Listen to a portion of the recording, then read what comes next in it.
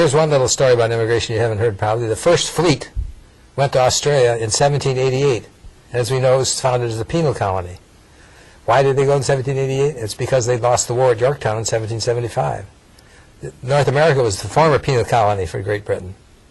And when they could no longer send their offer transportation, as they call it, if you're convicted of stealing a loaf of bread or something of that nature, you take so many years in jail, or transportation.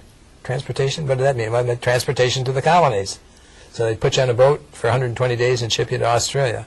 There were more of what you might call natural controls in immigration in the past. First, just the hardship of the trip. My forebears on my father's side left the west of England in 1850, and they had a 5-week trip across the North Atlantic.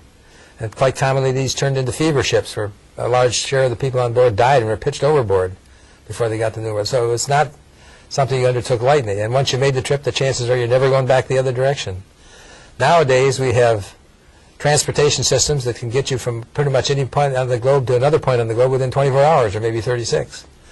We have communication systems that let people know what life might be like in the New World. There's a story about a migratory tribe in Kenya who held up its migration for 2 weeks once to watch the final episodes of Dallas.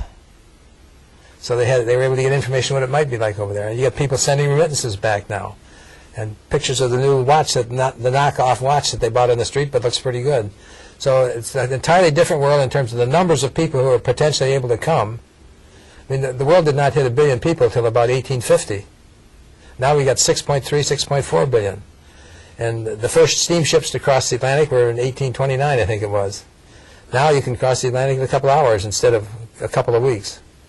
So there are many more people who are available to migrate if they decide they want to do it. So we can't just refer to the past anymore and apply it to the future.